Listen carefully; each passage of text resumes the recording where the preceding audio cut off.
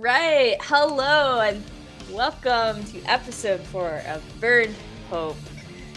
It's been a wild ride and it's about to get wilder. Before we jump into the story tonight, just a reminder, we are playing in the Daggerheart system using the In Time of Brimstone campaign frame, which is published by Underground Oracle Publishing. Some of the things in this series are not exactly like that campaign frame, but it's okay, because the creators are gonna come and attack me because I am the creator. Just gonna say, and who wrote this module that we're playing? I did. So who's responsible for our trauma? Yeah, and technically the trauma could be so much worse because there's probably like 10 times the amount of pages that then got condensed into like a 4-page campaign frame. Okay, so like, so we're going to go through it. We will try and remind people, both our viewers and our players, things about Daggerheart. We've been playing for a couple episodes at this point, so we're starting to get a handle on it. But it is always a learning experience, especially when you start panicking at, like, I don't know, dragons or something, maybe. So catch us here every other Tuesday, and with that, we're just going to jump right into the story. So, you all have decided to go in search of Krill. You have one person who is blind because they drank some of the questionable alcohol. I dressed accordingly. You did gain another assistant to help look. The other one who was in the cave that you all know the location of Din has decided to come with you to look for Krill. You have Pidgey, who at the very end of last episode reminded you they fuck. So that No consequences of that. No. As you all are getting ready to leave the cave, though, Ginger Snap does kind of like catch up to you all and calls Valkyr over to talk to them for a second. And you do see someone with a Ginger Snap, kind of a little tall, a little lanky, looks a little familiar to maybe some of you who have hung around Valkyr and his scouts and the scouts. Valkyr kind of nods and goes off to what looks like a group of scouts, and Ginger Snap and the tall fellow come over to you. Okay, so I need Valkyr for a moment. We have to find a new location to like exist in that's not dragon infested for the moment. But I am giving you our best tracker, and they gesture to the person beside them. You all, I don't think, have necessarily met this person, but this is Sam's younger brother. Great. I mean, this is Dylan with a Y.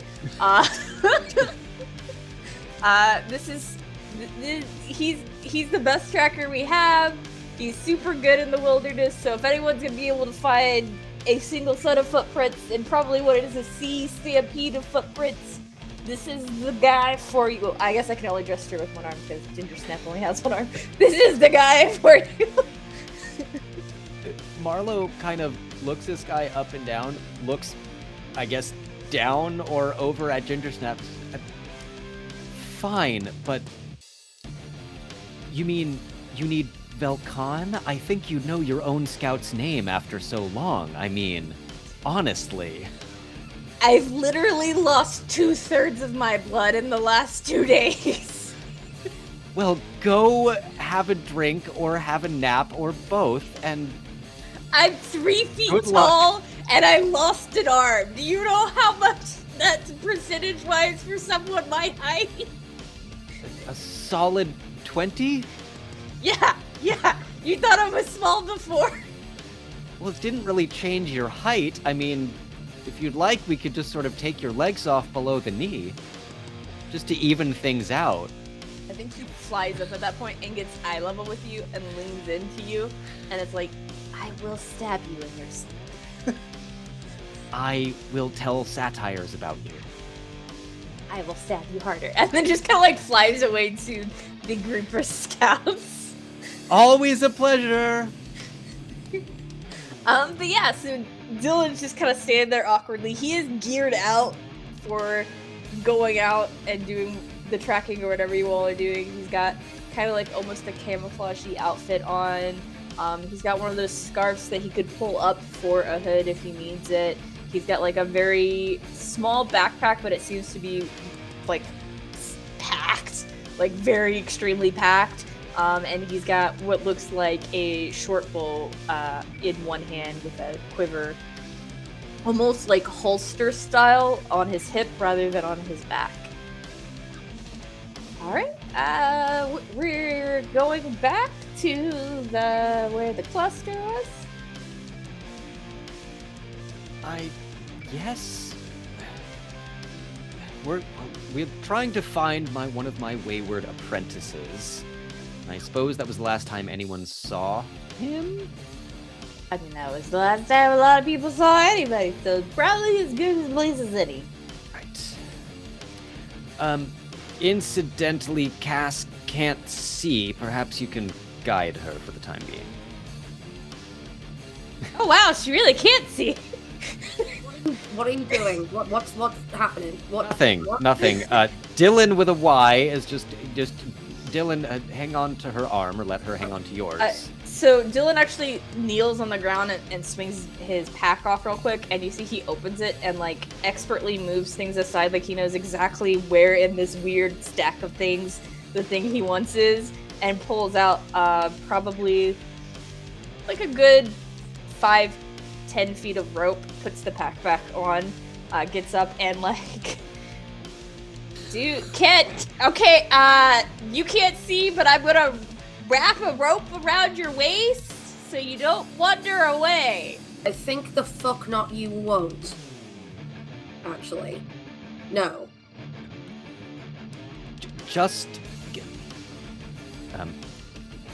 Cass, can you just hang on to his arm, please? You can't walk blindly down this hill. Yeah, like, we need to make sure... And Dylan is speaking like Cass also can't hear and not just can't see. Like, has raised their volume every time they've addressed Cass. Like, we really need to, like, wrap this rope around you so you don't... Because, like, there are cliffs and gorges and, like, rivers and I've shit, heard and you can't stories see. about this. This is what they used to call it, a toddler harness, where you put it around children so they couldn't leave you. I'm 22. And blind! I'm not. I can't even take this argument today. I can't. No, fine, fine.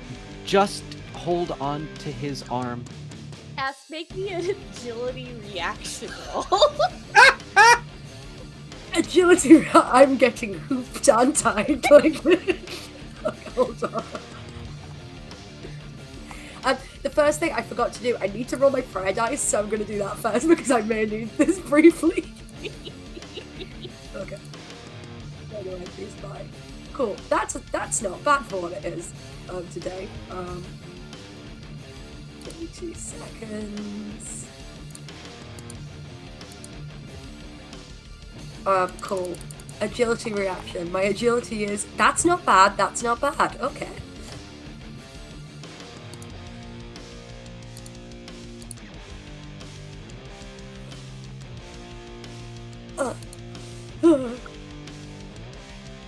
Crit. Okay, crit. So... Tell me shit. So this is gonna be a crit in that the thing doesn't happen. However, you are still blind, so I don't know that you're going to like the way that this doesn't happen.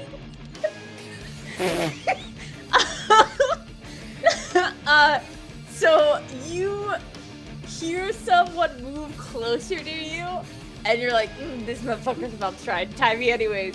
So you move backwards away from it, so he doesn't manage to get the rope around you, but instead you trip over a root and you just fall hard on your butt and like hit your head on the ground a little bit. Ow! And Ow. that's why we needed to rope you. Dylan put the rope away Just let her hold onto your arm. I'm gonna let her hold onto the old dude's arm, because I'm probably gonna be like 30 feet ahead of you guys checking for traps. Fine. Din, hold on to Cass. Din looks at you like, oh, okay. Like, does it, goes and walks over to Cass. And you, Cass... I'm not going to! She you, doesn't want me to! You feel a hand kind of reach out and, like, start helping you up off the ground. Thank you, Din. Thank you. I appreciate your help. Welcome. Are you okay? Do you need, like... They are, like, the most... They sound, like, awkward, like, voice cracking, like, not sure what to say or do in this moment. No, it's fine. Just keep hold of me for the time being, if possible. Just so I don't fall over. Okay.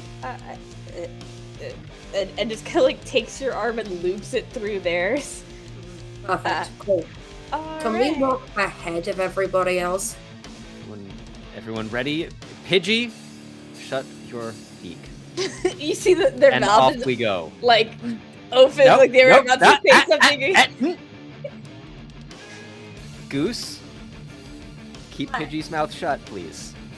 Well, I'm gonna go hang out with Dylan and see how he does his stuff. So I was gonna have Pidgey just hang out with you guys. Fine. Be careful. Okay.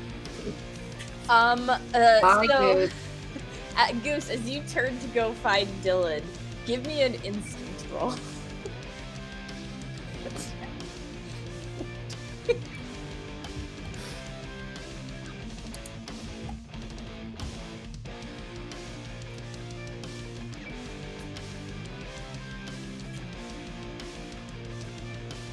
That is a 7. As if by magic, Dylan is gone. Math. Oh no. And it's several moments before you hear, you see him like pop out from behind her. He goes, "Okay, you guys coming? Everything's clear. No dragons, no mountain lions. We're good." Thank you, Dylan. Yes, on we go. And then he like disappears into the trees again. Dylan, wait for Goose, please. And somehow he pops up somewhere else on the hill from behind a tree. He's like, "What? What was that? Wait for Goose." Which one's Goose?" Me! The one that... Yeah. Come on! Not a very insightful question, Dylan, but... Come on! Fine. runs. Books it. As soon as you get to Dylan, they like put their hands on your shoulders and they're like, "Okay, first thing, if you're going to run silently through a forest, you want to go heel to ball instead of ball to heel. And you want to walk on the outside of your feet." Heel to ball. Outside. And like he shows you, he like runs and you hear like nothing but maybe the swishing of some leaves. And then, obviously, Goose is gonna try. He's like, "Gotcha." And now, if you could do that outside of the forest, but if it's like a hard surface, like a stone, they're gonna hear you. But that it's really hard to move silently on stone. You almost have to like glide, and like he's giving you instructions on how to like be silent walking while you guys are going. You know, not a terrifying skill to give Goose. No, and the bad part is, though, that Goose is definitely talking, making little noises, chirping occasionally, probably during this process, just, you know, general stimming nature. And I think Dylan doesn't know how to not tell you stuff as you're going. Like, he's not the, like, stoic, no-talking forest man. He doesn't do people very well. Like, he likes going out by himself to do the scouting thing, but the way he deals with people is, like, info dumping. Perfect. That's So he's all like- Goose Goose needs. He's like, and this plant is good to chew if you're feeling a little tired. It'll give you a little energy. And this berry is good if blah blah blah. And this need to be here. And if you get lost, you need to look for the moss on this side of the tree and listen for this. And like just giving you general like nature survival instructions. You all do find that with Dylan's help, you do make it even with a blind person down the mountain in about half the time that you all had been able to before. Yes. While this is happening, can I try and have Cass either stay, I think at this point probably at the back of the group, kind of like fumbling along, because I'm going to try and do so. She's going to basically say very, I think probably in her head instead of out loud, and just go, okay, fucker, you owe me at the moment. I've had enough of today, and you've gone weirdly quiet. Are you going to help me out or not? And I'm going to try and cast Mending Touch on myself to cure my blindness without them knowing that I'm not blind anymore. Yeah, so read us mending. You lay your hands upon a creature and channel healing magic to close their wounds. When you spend a few minutes to focus on the target you're helping, you can spend 2 hope to clear a hit point or a stress on them. Okay. Yeah. And I'm technically injured right now, so Yeah. it would work. Yeah. I will also let you know, you took a very strong alcohol which made you blind. If this works, it will instantaneously also probably give you the immediate, like, hangover as the alcohol leaves your system. And It you're makes the excited. wins with the losses. Yeah, I'm just letting you, because this is going to be, like, evaporating the alcohol from your bloodstream to not be blind anymore, and it means you're gonna have the hangover immediately without the like enjoy not like drunk for a while. Okay, yeah. Because this is a very enjoyable drunk right now.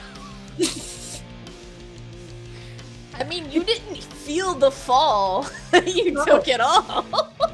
Fair. But Probably didn't feel the full impact of they fuck either. No, which considering our reaction, not great, would have been worse. I think Pidgey wouldn't have survived the confrontation. Yeah. So, remind me, does it have you roll anything, or is it just you spend? I don't have to roll anything, I just spend 2 hope. Oh yeah, so you can spend 2 hope to do that. I don't think anything about your eyes has changed with it. It's just for you, your sight has stopped. So now you can see you do now have like a splitting headache, like immediately behind your eyes, that kind of like pound a little bit, and you just hear in your head because you're like, "You owe me, you fucker." You just hear once you do that, like a deep guttural like laugh in your head. Okay, again, in that, I'm not thanking you for that, actually. No, fuck that. And I'm just gonna keep walking. Cass will keep walking, as if they are still, as if she's still blind, basically. This might become useful to her, so she's just not cooperating. So this whole time that you have been walking, Din, much like those devices people can use in the movie theater, if you have sight issues or are blind, has been describing everything to you. Like the wind goes gently through the underbrush, making it bob up and down slightly like waves on the ocean. Very poetic. Good use of poetic language. It didn't lose any more of my senses, it's just the sight. I can feel the wind, it's fine. He almost doesn't know what to do with that and just keeps describing things. Yeah, great. Very, very poetic. Now there's more of me. Yeah, cool. I'm usually feeling good too. Okay, cool, great. So once you all hit the tree lines, you can see the like burned out husks of the vehicles in that circle. Some are knocked over or tossed away. You see burned tents. Some are just scattered or ripped apart. They look like shredded. They're about 20 to 30 feet away from the tree line, and like Dylan like has you all stop there for a moment and is like looking up at the sky to just kind of like check it out.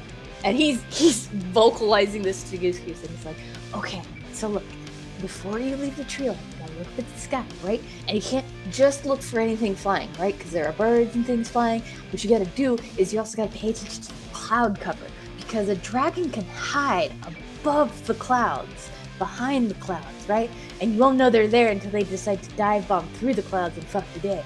So, and he's like fully describing what the scouts checked before they leave the tree line. Did you say fuck your day or fuck your dad? Your day. Sorry, he gives you a look like, I want to ask how the other one works, but I'm not going to. Well, if you need more information, I'm sure Marlo would be really good at filling you in on it.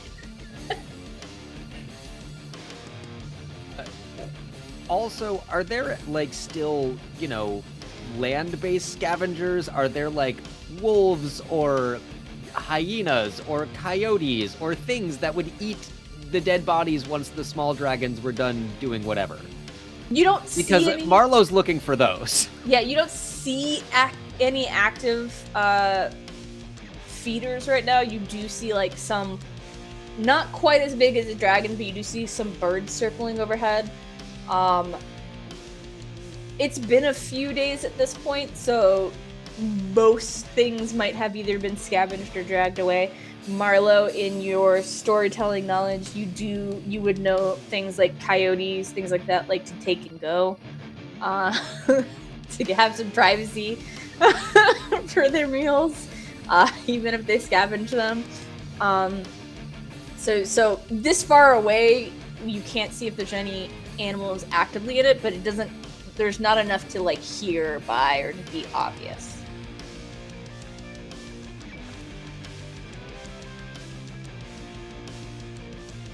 Dylan, I suppose we should wait here and you can tell us if you see tracks of one person. Goose, I'm at a loss here. What was your next step in finding Krill?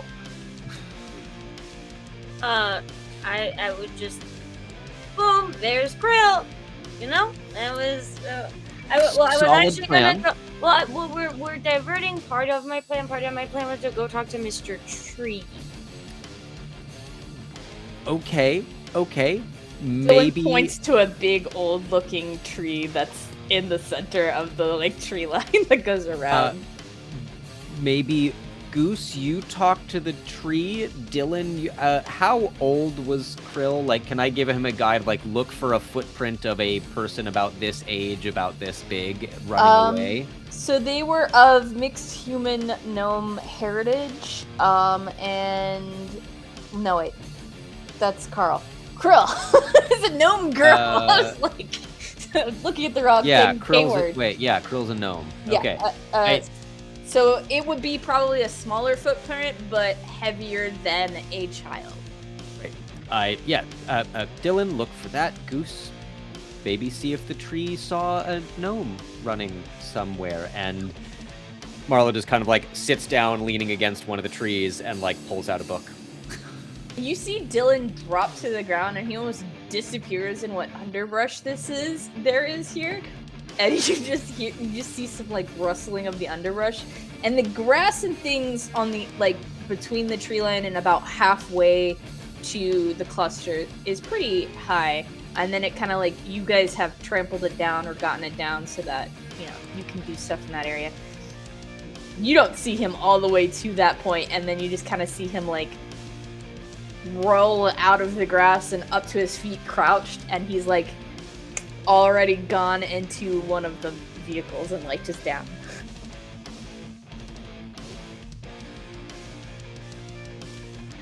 Yeah, Marlo is like, this is not my field of expertise, so I'm gonna stay here where I'm hidden and just like wait for someone to find something. I guess they're not really convinced we're gonna find Krill. Goose is gonna go talk to Mr. Tree. Yeah, I mean, it was pointed out to you, and once Dylan points out who's Mr. Tree to you, it's pretty obvious, and it is the exact tree that Motorcycle Dave walked up to and talked with. Very good. Perfect. Absolutely wonderful. What I needed. Yeah, so we're gonna run over silently. A skill that you have now been taught. So this won't be an issue at all. I'm gonna run over there silently, and then once we get close to the tree, go, ooh, and then give it a good old like. Am I allowed? Well, I guess this is very complicated because I want to ask if I'm allowed to touch you, Mr. Tree, but we can't speak yet. So if you can get the general vibe that I'm asking for your consent, can you like shake your leaves? Give me a presence check.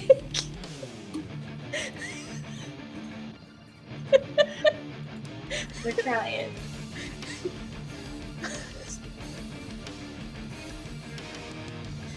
That's not bad. It's not bad. I don't add anything to that, so You just see a little shimmy in the branches. wonderful. And then I'm just gonna give him a little touch, and give this speaking to plants thing I could try. A little instinct on it. Hey, it's a crit. Yeah. So you kind of almost not quite feel like something's waking up, but you feel like something becomes aware of you when you touch and do your spell on this tree. Hello, Mr. Tree. I don't remember what voice I gave him, so I'm gonna give him an old man voice. Oh, hello. I don't know if you remember me. I was out here the other day with Mr. Motorcycle Man. And I know other people may have come through here, and I was just wondering if maybe you saw someone or heard someone, or... I mean, there was a lot of screaming and fire a couple days ago. Yeah, that was part of the problem. So sometimes people went running, like I went running, and because it was kind of scary, but also we were so close to the dragons. It was really cool.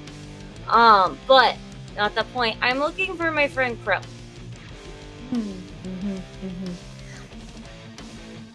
It's nice to have friends. Yeah, I don't have too many of them, so it's kind of important that I find this one.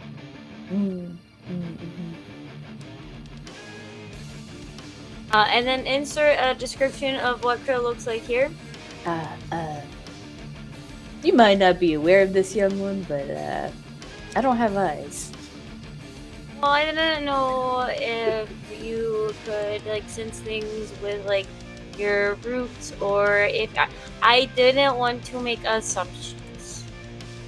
I'm told those make an ASS of you. Actually, Cass isn't around. I can say they just make an ass of you. I think you don't hear so much as feel kind of like a rolling, almost like chuckle in the ground under your feet right by the tree. So I'm gonna take that though as a you haven't seen, felt, /vibe, / had any idea, where maybe a little insert the exact same description of Krill again here. I mean, I haven't seen anything.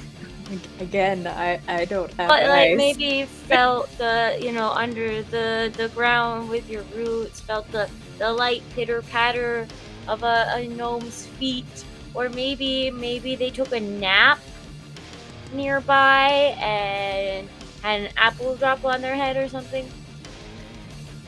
I mean, there was a lot of pitter patter about 2 days ago. The earth is rich in that area now, so I mean, there's probably someone permanently napping over there at least. Okay, well, is there anything I can do for you? And you see a branch lower down, and it has one of those like pine cone things. It looks like it's still closed and probably full of seeds. Could you take this wherever you're going and drop it off somewhere? Is this your egg? I mean, I also don't know what an egg is. I'm a tree. But those are my children, or will be when the That's like rains come. Yes, I will take great care of this. Thank you. I will let you know if, and he like says back the exact description you gave him of Krill comes through here. Again, I don't know how to see that, but if someone asks me and they're like, "Hi, I'm Krill," I'll be sure to let them know that you're looking for them. Thank you so much.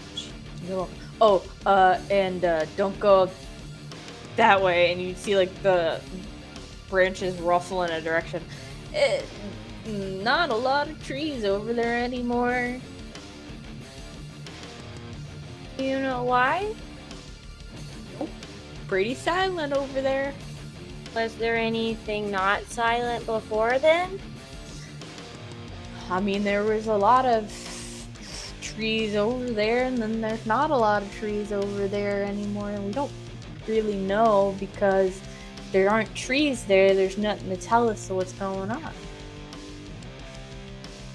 I guess that makes sense. Should I take your pine cone over there? Probably not. I mean, if it's safe, you could put it there, because then there won't be any trees to compete with them. But if it looks bad, don't leave them there. Competing trees. Okay. Got it. Alright. Well, nice talk to you, young one. Thanks for your somewhat help. Welcome. Hope you don't take a permanent nap. That's my goal too. And then Goose just waves and is gonna put The tree shimmies at you. and I'll put the pine cone in like a little safe pocket in like one of their bags. And I think once your conversation with Mr. Tree concludes and you've made it back to Marlowe and Cass, Jillian kind of just pops up and appears from the underbrush, like beside you, Goose, and is like, okay, so, I don't know that we're gonna find anyone alive there. Also, and you see he like keeps glancing at Goose, like he doesn't know how much he's allowed to describe or say. Spit it out. There's a lot of dead bodies, so maybe Yes. Krill isn't alive anymore? Do you have any distinguishing things we could look for? I just kind of grab him and like walk him a couple feet away. So I need to ask him questions that I don't know that Goose necessarily needs to hear. And I just like lower my voice a little. Dylan, were there any gnome-sized bodies? I mean, everything's pretty like shredded and ripped apart. Dylan, and you scattered. have a very discerning eye. I have seen that already, and if you can spot a dragon through the goddamn clouds, you can tell me if you found a gnome-sized body or not. I mean, I found a few, but then they're burned or ripped to shreds. It's hard to see who of the gnomes they are. If there's like something they wore or something distinguishing, maybe we can figure it out. But like, Look up and over my shoulder. Goose, wait here, please. Dylan, show me the gnomes. okay. And do we take the blind one too? You can leave me here, it's fine. I'm not gonna do anything. I would prefer to stay here. Yes, Din, you stay as well. Okay. All right, And Dylan. Let's go. I think your knees can handle what I normally do, so crouch as low as you can handle and walk fast. You just like speed walks. To prove a point, Marlo is gonna try to just like basically crab walk through this tall grass? Give me an agility with disadvantage. Rude. You're a storyteller. You think you do this all the time? Yeah, sure. Why not? Okay, the bees are the fear die. Well, that's 4. No, 3. A 3 with fear. You go to do it, and you immediately feel something like pop in a way it should not. Yep. Mm-hmm. Yep. I don't know what you're talking about. My body's totally fine doing this, you young punk. And so I don't know necessarily that Dragonheart does movement in the way we are used to. But mechanically, right, your movement is halved and or your agility tasks are now at disadvantage. You've done something to your body. Rude. What do I have to roll to conceal the laughing that Cass is doing right now? Probably presence, because it's like all of the charisma-based You know what? things. No. I'm gonna spend a hope. I'm gonna use my deft deceiver. I will spend a hope to get advantage on a roll to trick everyone into believing I'm fine. Okay. Yeah, give me a presence roll to just play off like you went to go do it and then you decided, nah, I'm too cool for that. Exactly.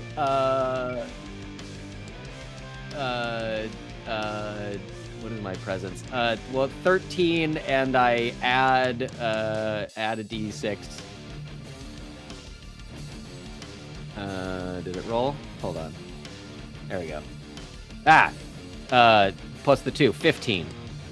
Yeah, it's you play it off like, yeah, I'm too cool for that, and you slowly just follow Dylan. Doing a squat to warm up my back. Mm-hmm. It's always important.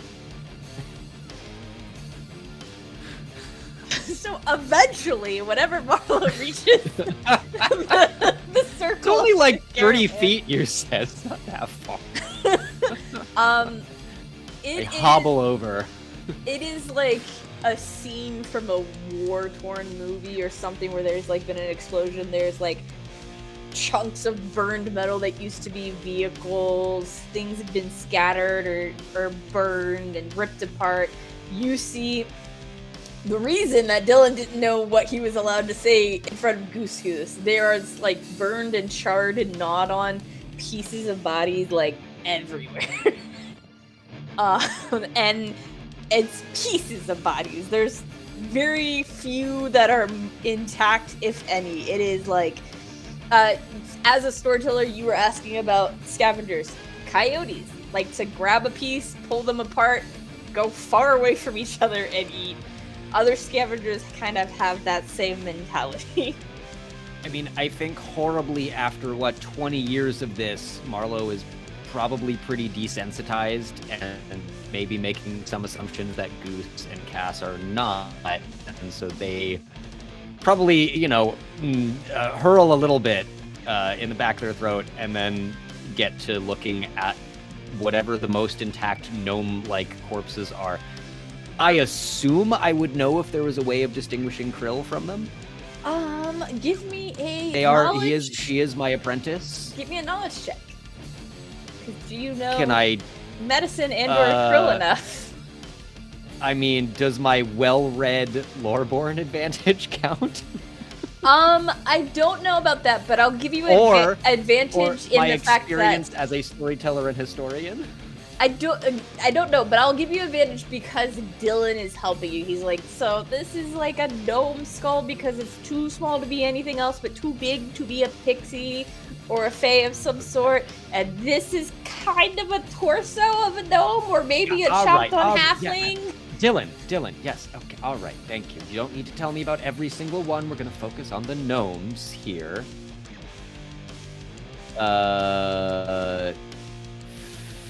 16. Yeah, so I think between you and Dylan, you can gather together the various pieces that look like they belong to probably like 3 or 4 gnomes. to at least look at them side by side to see if any of them ping you as Krill. Now, you haven't fully meat puzzled this together. There's like one is missing and like Meat arms. Yeah. One is Jesus. missing arms, like everything from the waist down on one is missing. You have like the head and legs and arms of one and no torso, and so it's like parts and pieces are missing, but you're like, these are three or four individuals. Here's the thing, it's that you're telling me all this with this giant grin on your face and laughing. Okay, are any of them Krill? Right, meat puzzle. Jesus. I'm gonna have you do for me what I had Velcon do, which is I'm gonna have you give me a roll. You want we're rolling d12s. You want total a 11 or higher. Anything under 11 is no bueno for you. Just flat 2d12. Yep. Okay. Hey, 16.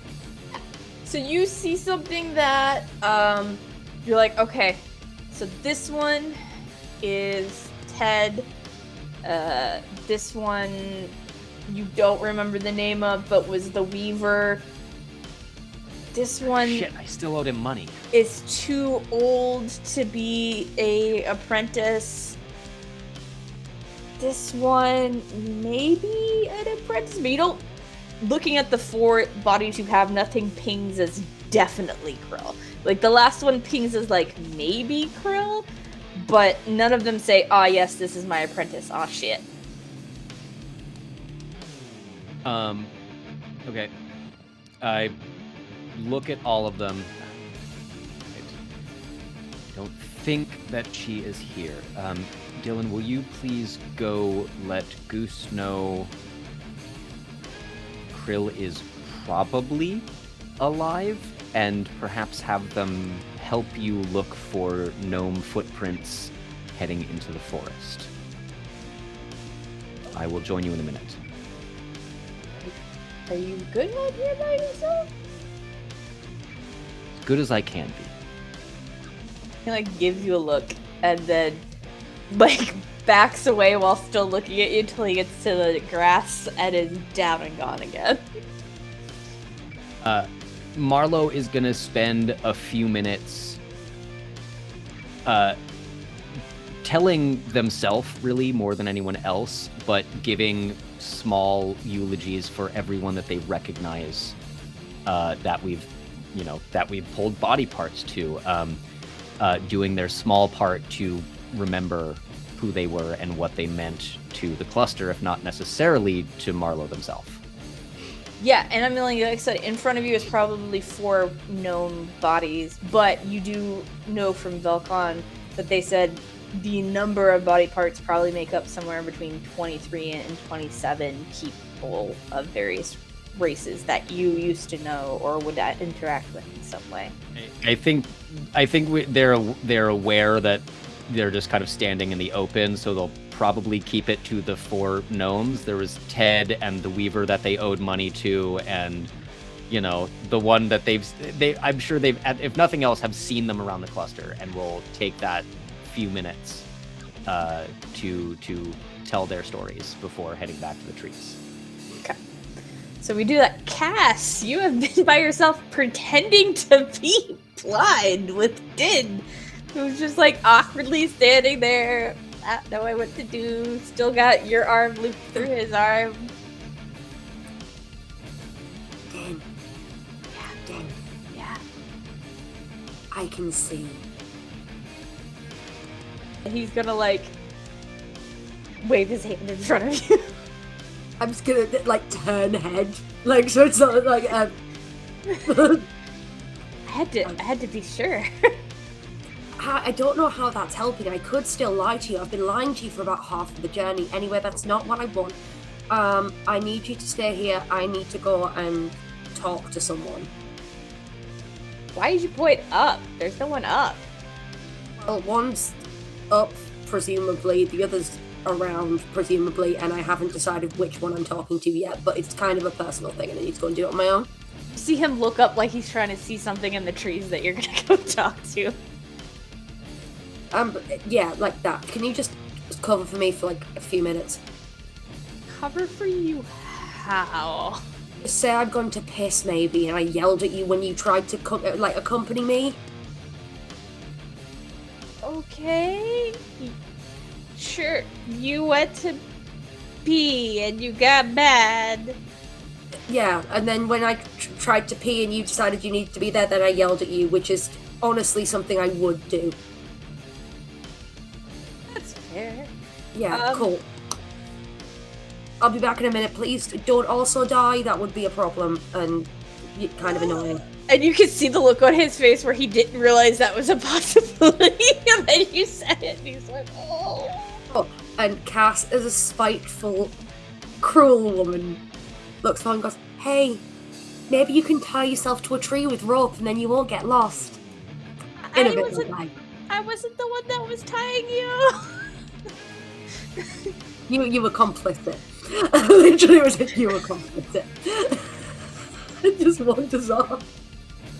So, turns around, won't forget that from any of you. Cass, with a splitting headache, is going to go and find a quiet patch in the trees. And she's not sure which one she's going to try and talk to, but she's like, well, they clearly see more than she, like, whatever it is that's helping. One's blessed, twice guided. Can they guide her anywhere near where Krill could be? Because at the end of the day, Cass doesn't care that much, but Goose definitely does, and that's going to outweigh her complete nihilism about the situation. Yeah, so how are you going about asking for this help? I think it's the same way she tried last time, where she's just going to talk and go, well, one of you's going to answer. And literally touching that. Okay. So, the way I'm gonna do this, right? is if you get a crit, you can tell me who answers. Okay. If you get at least a 15 or higher, you will get a answer, but you won't know who's going to answer or what is answering. From a, we'll say 8 to 14, something will happen, whether or not it's a coincidence or an actual answer. Oh my god, it's me, Cass. It's sort of like, give me a sign, a lightning strikes, completely unrelated. Anything under an 8, though, nothing happens, just silence. One of my experiences is protective. Can I use that +2 because this is entirely for the well-being of Goose that I'm doing this? I'll allow it if you spend the hope for it. Oh yeah, I'm gonna spend the hope. I've not used much hope recently, so I'm like powering through it this time. Now it's funny. Okay, cool. As usual, B's is hope. Sometimes the dice are telling a story.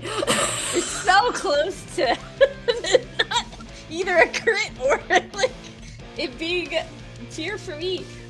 So that is a what, 21 total? Yeah. So I think what happens is I think I'm already gonna give it because I had a vision plan for this episode, so I think I'm gonna give it to you now. You thought I was unprepared!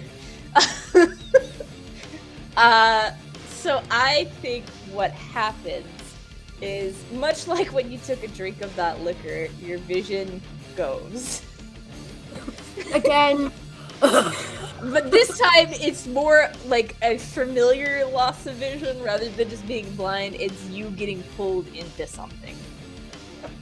And what you experience in the vision is darkness and heat and humidity, and almost like it's coming close from behind you in this darkness, you hear that same, like, rumbly, growly voice go, "Hide!" What, now? Literally says it out loud. What, now? And I think the next thing that happens is I spend some fear. Thank you. And you hear the call, like the screeching call from the sky. As you see appearing in the sky 3 dragonlings that seem to be like heading towards where the cluster was in that caravan. Hang on, so where the cluster was? Which is where Marlowe is right now. And Cass has been That's given fine. instruction and is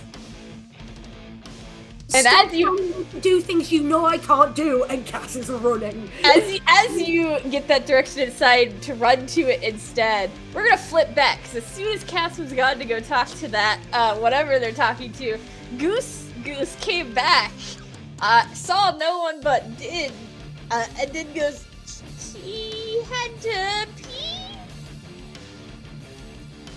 Oh, that's reasonable.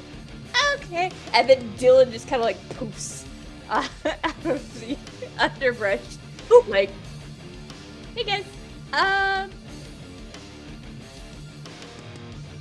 forgot entirely what I was supposed to tell you.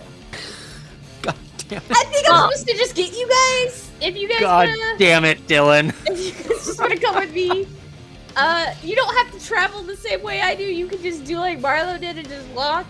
But here we go." Just disappears again. No, Goose is 100% going to attempt to disappear and do exactly as Dylan does. Yeah, so Dylan comes back with Goose and Din, and you see Marlowe entering into this circle of destroyed and burned caravan. This is Goose, Din, and Dylan, as you hear that screech go off and see Cass running towards If you. I notice that, God damn it, Dylan, I said in the trees, and I point and start yelling at everyone to run. Yeah, so, we're going to do battle. Thing I'm utterly useless in? Cool. Yeah. Literally, I have nothing. Okay, yeah, let's do it.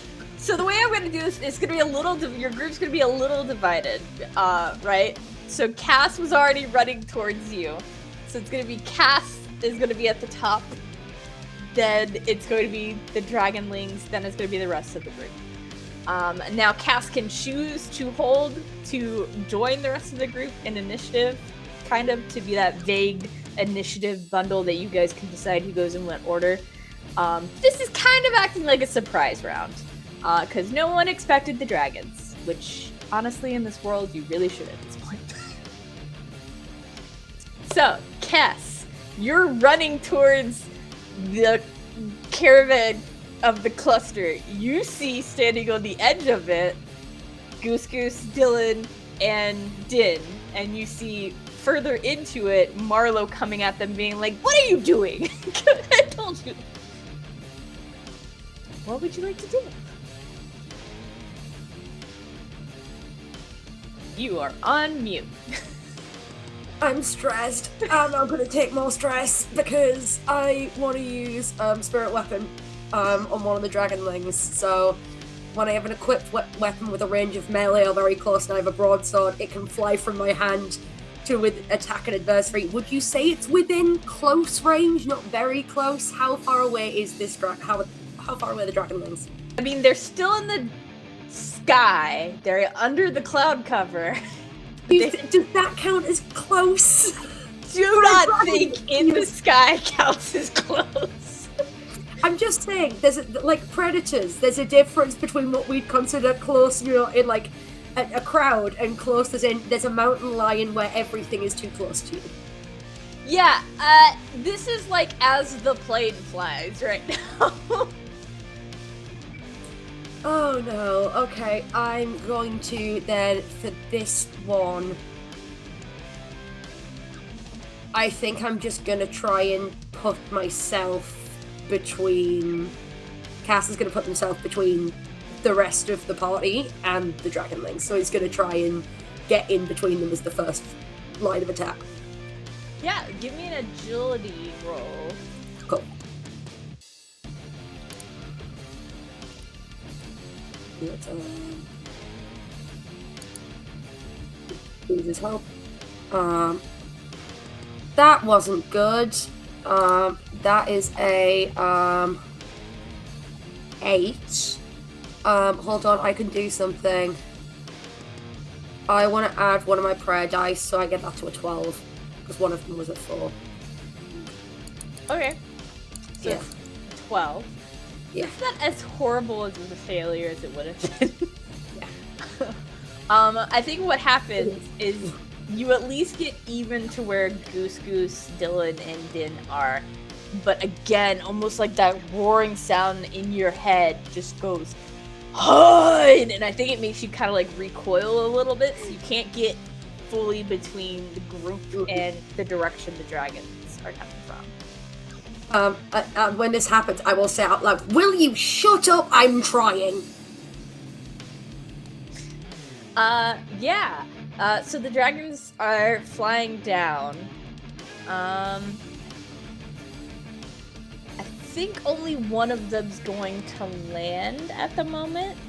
And they land across the cluster caravan to you all on top of what looks like a flipped over van that's been burned out, and they just land on it with their clawed wings, and they just like roar at you.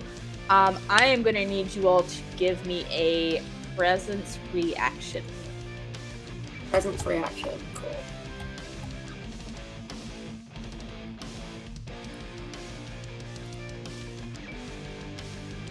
Uh, 19.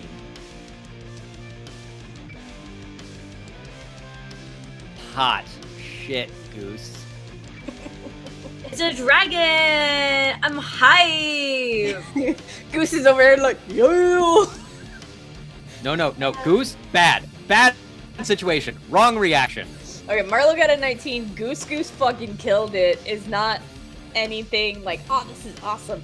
Cass, what is your roll? It was a 9. It was a 9. So sadly, Cass is the only one affected by this then. So you are essentially taking the fear condition. You just had a dragon not roar in your face, but roar closer to your face than you're comfortable with. Yeah. Again, there's a difference between what close means depending on what it is that's near you. Yeah, so instead of wanting to get further between the group and the dragon, your instinct is to GTFO. So if you want to do anything that involves moving closer to the dragon, you're gonna need to make a instinct roll against the fear condition. Wonderfully.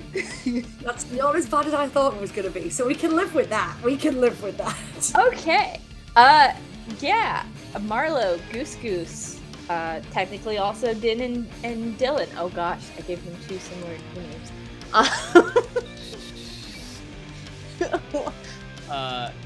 I am gonna use my rally feature, which is literally, I think, the only debatably useful combat thing I can do.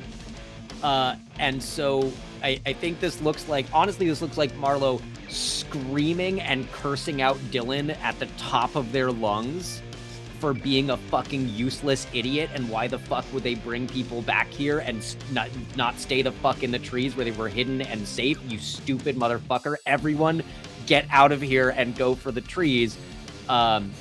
So everybody who can hear me, which is everybody, gets a D6 that you can spend to an action roll, a reaction roll, a damage roll, or to clear a number of stress equal to the result.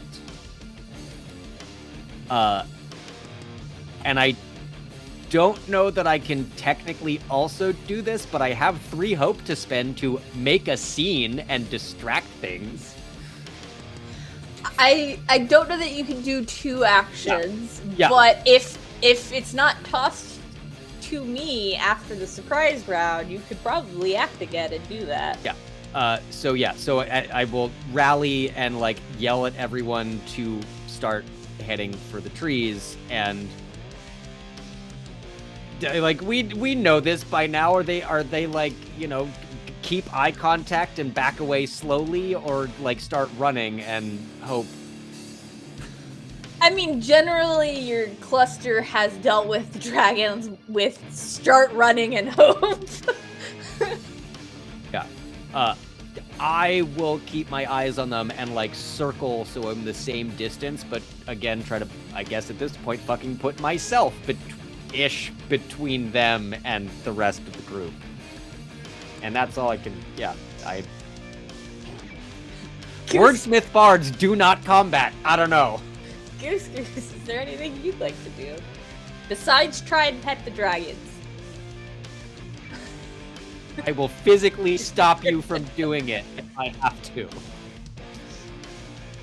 They are finally united in their attempt to stop Goose from touching a dragon. Just like, nope. But they're right. Just there. remember that they also fuck. Remember that the dragons fuck. These and are they're gross. babies, and they don't do that. Nope. They And- still reproduce. They start the reproductive cycle Right very now. early. They are going to start fucking right now. You're going to see it. It's going to be gross. I think Goose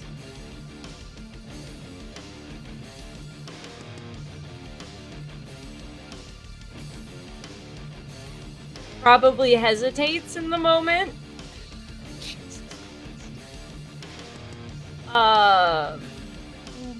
And will run once other people run, but would not be the first to run. Because those are the dragon, they want to touch them. No, Din, So Din, fast. grab them and run. Din, grab them. This is an order as my apprentice. Grab them and run. I don't think you needed to give that order, because Din, when they saw the Dragonland, just screamed like a little girl, like high-pitched, shrill, grabbed whoever was closest and turned and started running. Hopefully it was Goose. That is the appropriate reaction. I don't know. Let's see. There were a couple people closer, or close to them. Nope, it was Dylan. They grabbed Dylan and started running. God damn it. That's so good. So them and Dylan are just booking it back to the tree line. Goose, run. We do not touch the dragons. We run from the dragons. You're not running from the dragon. I have to wait. You are giving me so much grief for someone who's supposed to be my apprentice. Run!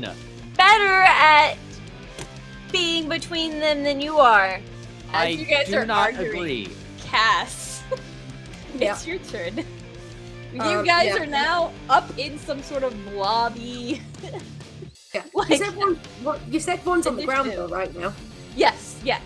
There is So you one on the could ground. find that as close. Yeah, if you want to, but if you're gonna attack it, you gotta give me a.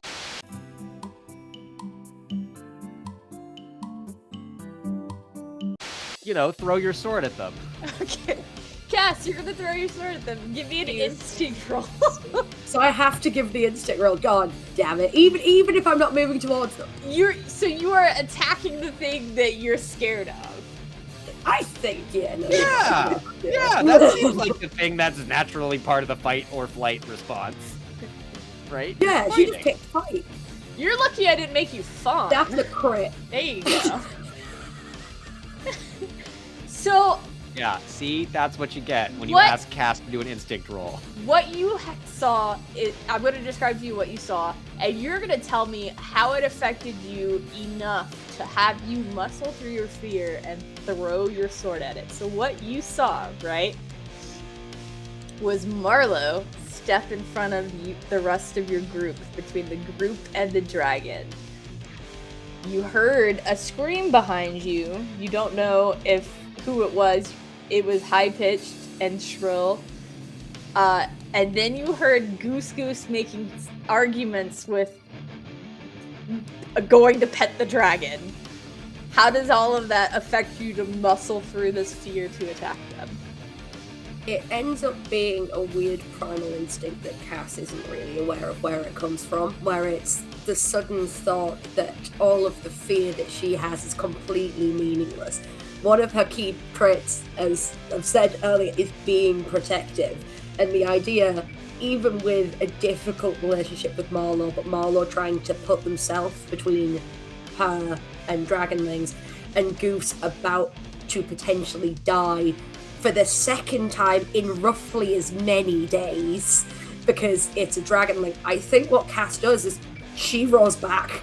Like, she roars back at the Dragonling and just throws her sword directly at the one that's on the ground. Alright. Give me roll the spirit weapon. Do you have to roll to hit, or are you just spending hope to use it? No, I take 1 stress, but I roll like a normal attack. Okay. As an attack roll. So that is agility roll, which I've got +2 on. You have a rally d6 if you want it, either for the attack or for damage.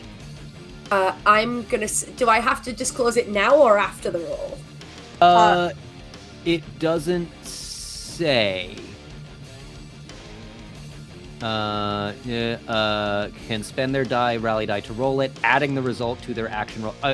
The language to me suggests that you do your action roll, reaction roll, damage roll first, and then you can add the d6 if you want. Is this all good? So what's gonna happen is you're gonna roll. I'm gonna tell you if even rolling that d6 is going to help, and then you can decide if you want to do it or not. I don't like the sound of that. So that would be so Bees is hope, but that would be a 17 in total without the rally +2 in agility. Yeah, so you do hit. How much damage does your broadsword? 1d8. So we'll use this one, and this I'm going to add a d6 to for damage. That's it. Oh yes. Yeah, and then I will be adding a d6 to that.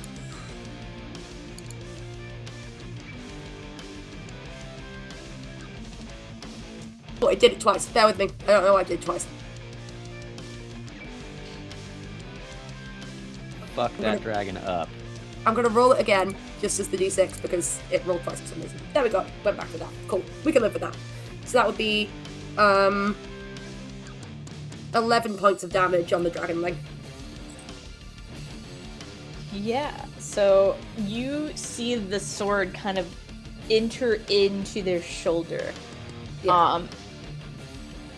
And in a move kind of intimidating like, and also for the dragons, and maybe Goose who's like the fan of the dragons, kind of badass. You see their neck kind of come around and they grab the sword and just toss it towards you and roar again as they're bleeding actively from their shoulder. I'm going to grab my sword at the end of my turn and just square up ready for this thing. I did get a fear from that, because your fear dice did roll higher. So it's my turn! So what's gonna happen? You just skewered it with a sword. So this Dragonling's gonna come for you. I think it launches itself off of the van that it's on top of, right at you. So I'm gonna roll to see if I get you or not. This seems like a plan. Yes? This seems like a plan? Great, And you great. could yeah. not. You could just also not just hit not. me. That would be nice. I could not, but that doesn't seem fun. Well, fun for whom? Fun for me. Yeah, but that's not the point. Sometimes GMs do get to have rights. See, It's okay. No, they it's don't. fine. It's okay. He misses. But what happens when he misses, right? The group that's behind you, there's now a dragon between you, Goose, and Dylan and Din who are running. So they launch themselves at you, you dodge them, and they land on the ground skidding, but now they're between you, Goose Goose, Din, and Dylan. So it's Marlowe, Cass, Dragonly. And on the other side of you and Marlowe is 2 more dragons who are gonna go as well. See if they get close enough for you to discern what they are. Okay, yeah. So one of them misses, one of them probably definitely hits Marlowe. I'm assuming 19. Definitely. Yes. So what you see is you hear screeches as the other 2 dragons dive bomb out, almost kind of like crisscrossing themselves in the sky. Marlowe, you managed to move out of the way, but that injury you just took kind of like freezes you for a second, and you get hit by the second one. I'm gonna need you to make me a strength reaction roll. Oh, well, that's not going to go well.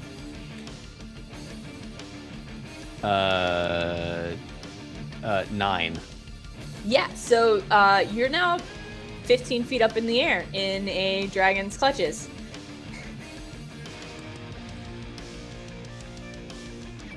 It's great, guys!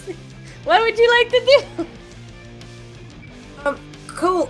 Are we still in? Can we just do things now? Because I'm gonna do exactly the same shit I did to try and knock the dragon out of the sky. Not even the one who's trying to hit me. Just immediately Spirit Weapon 2.0 on the one that's just picked Marlowe up.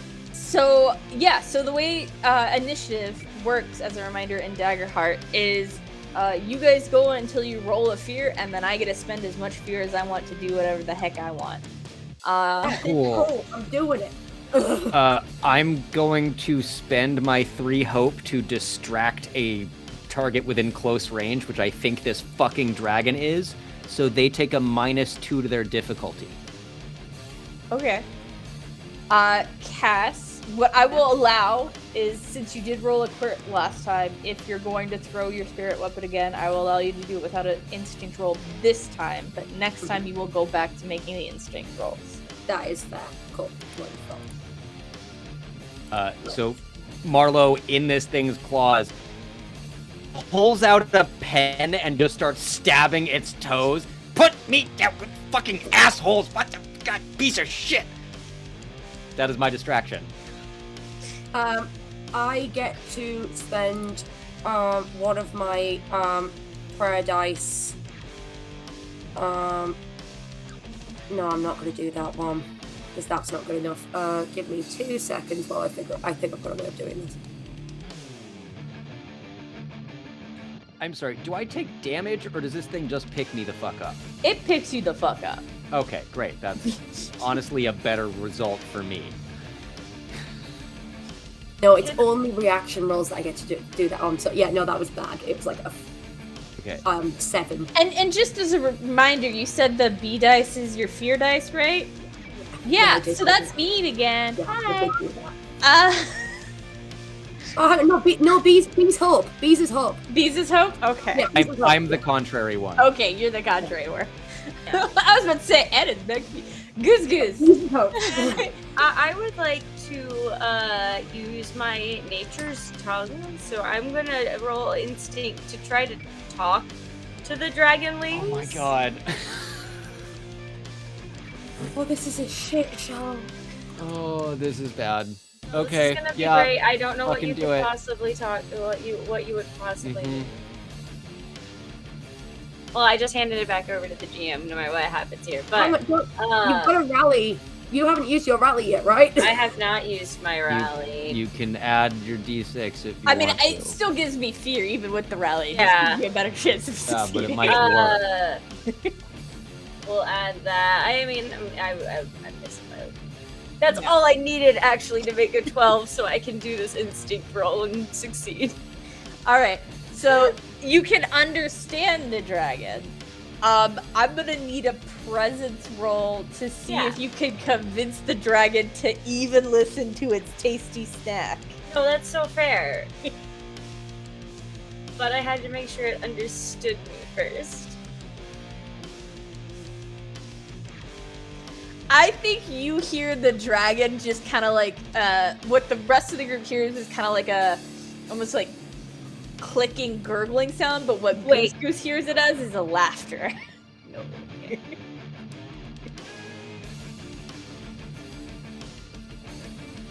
Yeah. No. No. Yeah. No. Okay. Cooking. I was Cooking. debating using an experience, but I really don't think I don't think a +2 is gonna really do anything in this situation on an 11. So I'd rather just hold my hope. So what you hear, you hear that gurgling, clicking sound, which you hear as laughter, and the group hears them like almost making like calling sounds, like almost like bugling sounds to the other dragons. But what Goose hears is, "We got talking dinner tonight."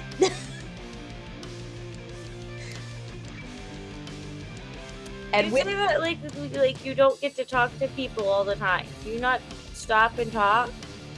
With Goose still trying to have a conversation with the dragon, we're gonna go to the break while our players fall into existential dread about the situation, and we will be right back for you to also fall into some existential dread and let us know what's up. I'm in danger. It's fine.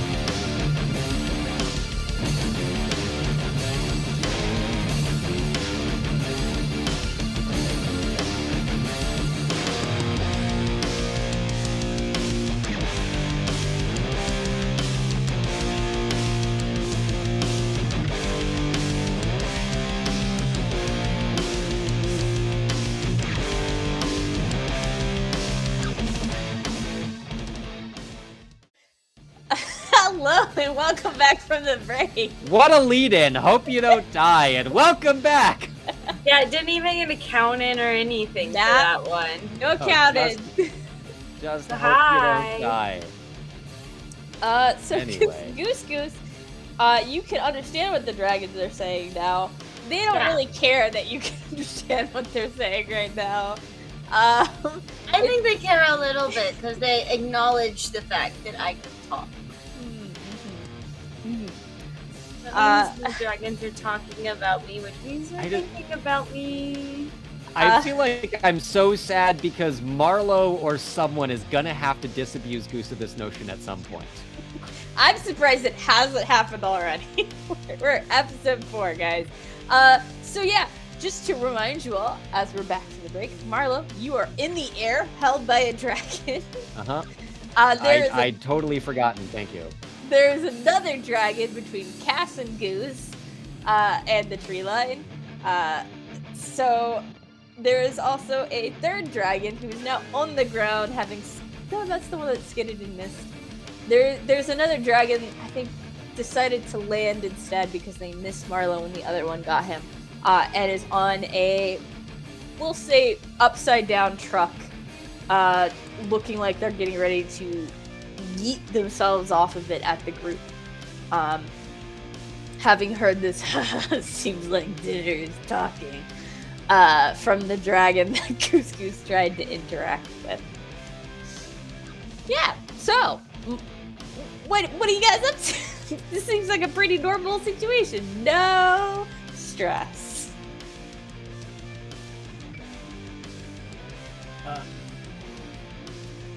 You are on mute. This got to happen at least twice in an episode. It's gonna happen at least twice at this point. So I'm gonna have to try again. There's also something else I can do if I hit, which is why I have to keep doing the same thing. Can I use Can I add protective to my attack roll? Or protective to my no, because you've said that I have to roll a instinct roll this time. Can I roll protective to my instinct roll? instinct, I mean.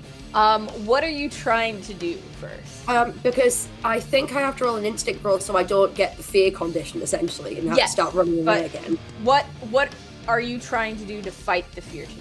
Like, what is your I think it's trying to prioritize the fact that Marlowe is currently, several feet in the air, and that's not good. That's really not good. So my question to you, before I decide if you're going to use the protective experience or whatever you want to add to it, right? I'm going to ask Cass, are you protective of Marlowe? Do you care that Marlowe is in a situation now? Or, like, how much do you care that Marlowe might be at risk? And this is a mission that Cass has to do to herself if she wants it. It's deep down, unfortunately, and Cass knows this because Cass wouldn't have run in front of the entire party if this wasn't true. Cass wouldn't have run in the direction of where Cass knew that Marlowe was if she didn't care. She's gonna fight them constantly, but it's not right to say that she doesn't care, because she absolutely does. I think that in her head, she's like, well, yeah, because Goose is their apprentice, that's why. That's not entirely it. But I don't think that Cass even wants to unpack having to deal with caring for somebody else. Right. So, just to clarify. Yes or no on admitting to yourself you care for Marlowe? Yes, admitting. Cass is admitting. That truth solidifies within yourself, and you can use protective now for the instinct roll to fight the fear to help Marlowe. You're like, you're gonna have to say it. She's gonna have to admit it. And she is going to admit it because desperate times. Mm-hmm. And truly, the dice told a story. 16. So, yeah. So, a +2 protective, and then a +1 in instinct. Yeah, so 19 total. Yeah. You, as that truth solidifies within yourself, and you kind of dig your feet in to launch into doing whatever you are going to do towards the dragon that's holding Marlowe, that is, like, flying away and up away. How do you, what is that solidification of, oh shit, I care for Marlowe, as you use that protective bonus to shoulder through the fear? It's literally screaming up at this dragon lady again, put them down! Like, immediately. Like, that's literally the words that happen, just yelling at a dragon in midair. Alright, and then what action do you want to do now that you fought the fear that's on you? I'm gonna do another spirit weapon and see if I can throw it. Okay. I just want to clarify. Yeah. Do you care if it hits Marlowe? Yeah, very much that it hits Marlowe, yes. Okay. Stop giving me, choices. I'm just asking because it's gonna make it a little bit harder not to hit the dangling thing under the dragon. Yes, that's part of the care. Just checking. You didn't care if it hit Velcan in the shoulder to do the thing. You just wanted to do it. Yeah, that was because Velcan was doing stupid shit. But yeah, go ahead. Marlowe's doing pretty stupid shit too, let's be real. Yeah, it's true, but currently, I think there was a difference between trying to ride dragon and being in dragon hand. I'm just looking at something. Oh god. I'm making sure that I have everything at my disposal that I need for this. Okay, yeah, cool. I'm gonna roll. I mean, this one is distracted also, right? So it takes a -2 to its difficulty, because I'm stabbing its toes. Mm-hmm. Giving it a pedicure. Yeah, even with that pedicure, our friend here rolled 10. Plus your agility, which is a 2, right? So 12. Can I spend a hope to get that bigger? I can't remember if that's a thing I can do. Bear with me. I think there's something I can do. I want to I can use my other prayer dice, which would add a 1 to it, which it probably won't do anything, but it might. To add to a roll result. So what I'm going to ask before I tell you if it helps or not is, are you spending the hope or whatever you need to add to that roll? That is not hope, that's my prayer dice. Okay, so are you spending the prayer dice then to add to it? Okay, you've spent it. 13 still doesn't help you. Now, I have a devil's bargain for you, right?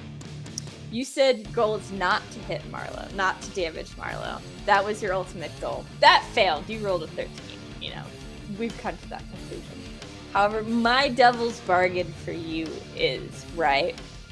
Yeah. I will let you hit and do something, but half of whatever damage you roll is going to Marlowe. Bad. It's never even a question with you, is it? No, absolutely not. This is why I love the devil's bargains with this group, because you're just always like, yes, I'll do it. It did the thing again where I did 2. Bear with me 2 seconds. I'm going to roll again.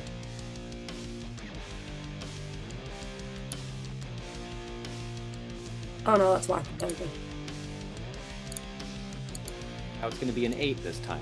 We're getting better. No, we're going 4 again. We're fine. So it's just a D8. Is there any pluses or anything to that? It is just a D8. However, if you mean...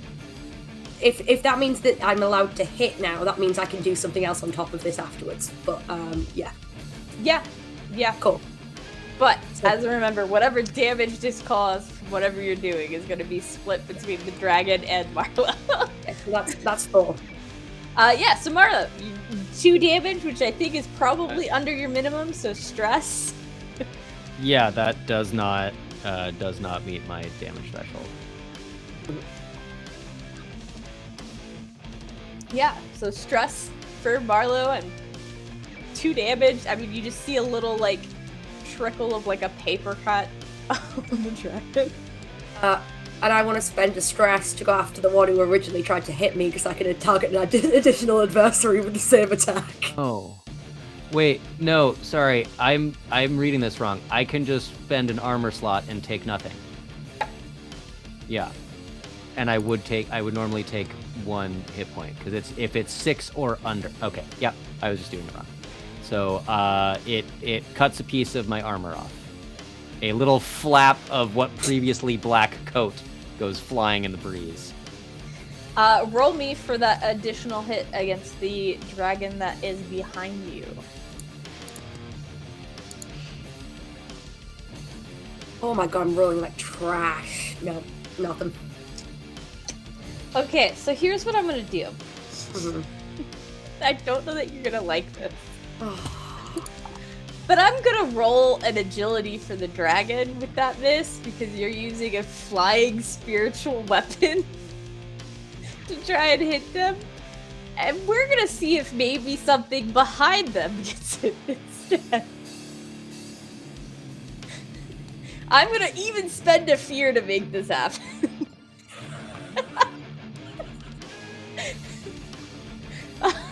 So that's how that's gonna go. Sorry, not sorry.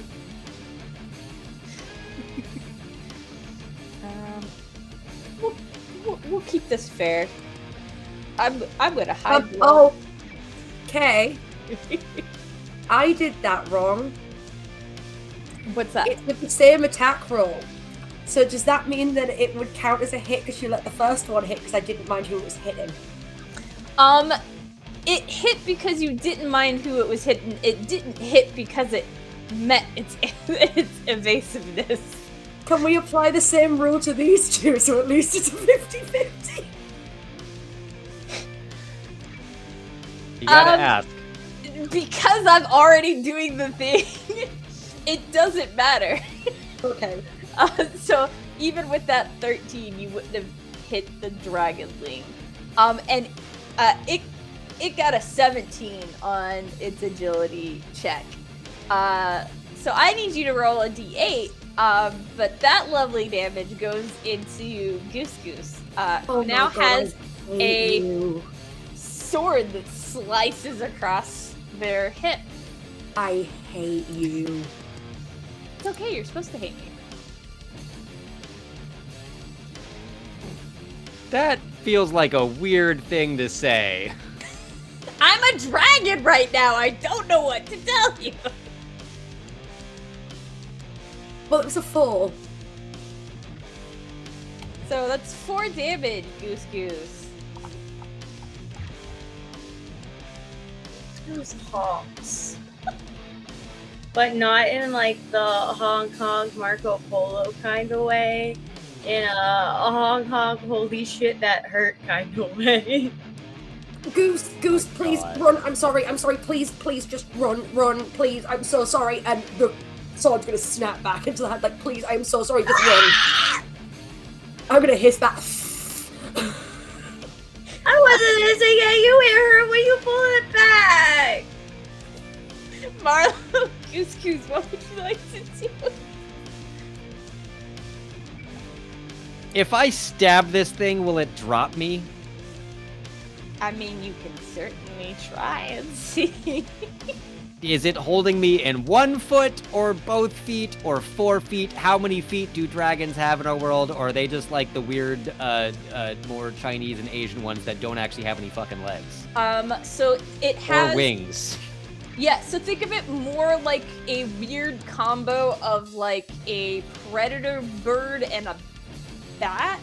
It's got leather wings instead of front arms that have like hook claw things on it that are kind of like pterodactyl-ish in that they can like hook onto things and kind of manipulate things, but not much. And then those like bird predator feet with claws on them. And those, both 2 of those, one's holding like your shoulder and it's got you sideways, the other one's like holding your hip as it's flying off with you.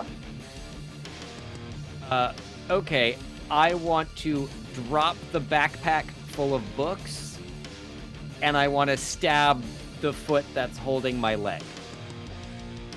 Okay, certainly do that. Roll for me. And I yell, "Goose, look after the books!" Yeah, okay. Then proceeds to run over and try to catch every single book that's falling. They're contained. It's in a backpack. We've done this before, right? I don't know. Have you been picked up by a dragon before? Probably. Well, that is an... what is it? Oh, wait, I fucking roll it with my presence? Okay, amazing. That's a 20 with fear. Grazie. Yes, you do hit. What damage are you rolling for it?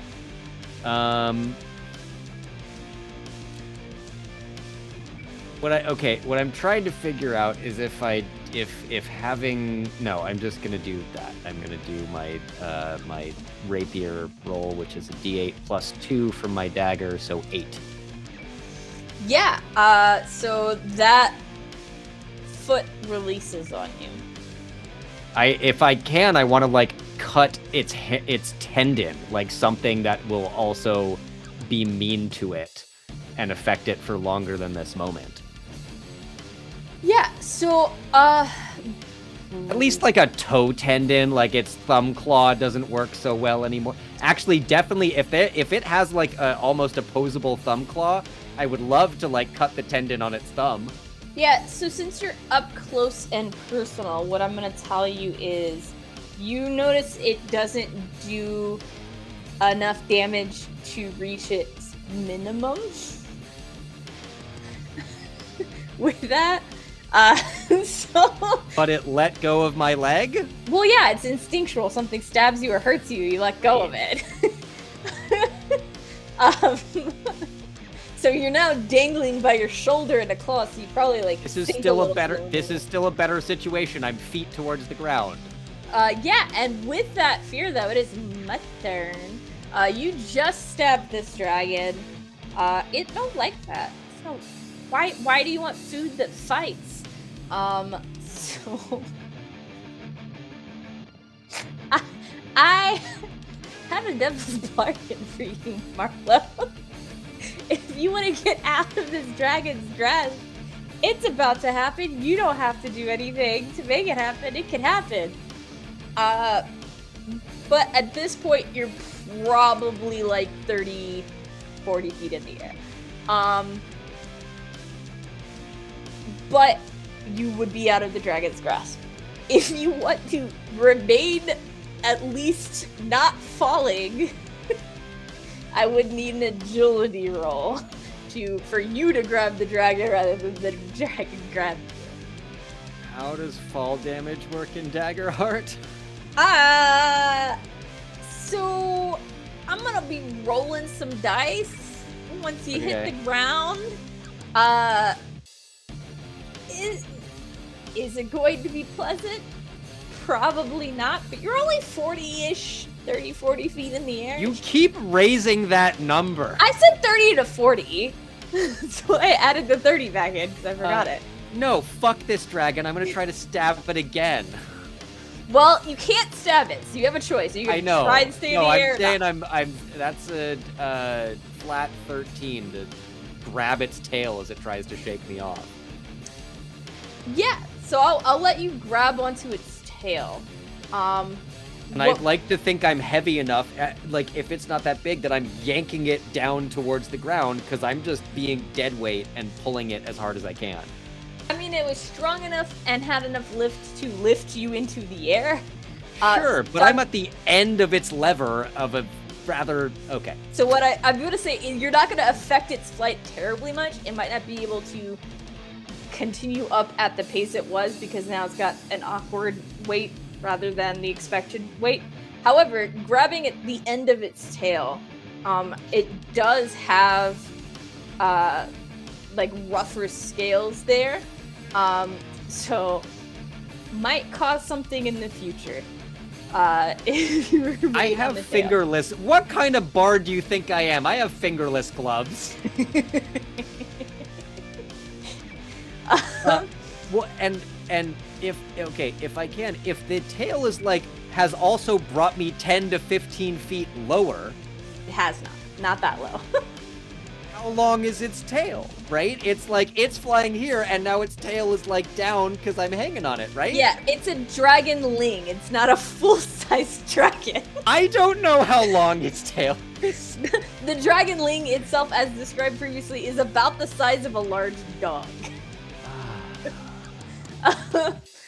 So what's gonna happen with that is, I mean, you're not in its claws anymore. You're now on its tail. I'm gonna spend some more fear, and Cass, you're going to need to make me an agility roll as one of the dragons bursts out a roar of flame at you. So, I'm sorry, where the fuck is Dylan and his bow? What a useless fucking asshole They got Dylan is. grabbed by Din, and you told them to run, so they ran. Din is a noodly armed storytelling apprentice opposed to a muscly, stealthy scout. Whatever. It's fine. That muscly is not how I would describe it. Wiry. This is a reaction roll, right? Yes. I want to use my elf ancestry to gain advantage on that roll, so I'm taking a stress there. Okay. Probably a good idea. So how does advantage work on this again? It's a d6 that you roll and add to whatever you roll. Oh, wonderful. So that's my d12. I'm gonna need it.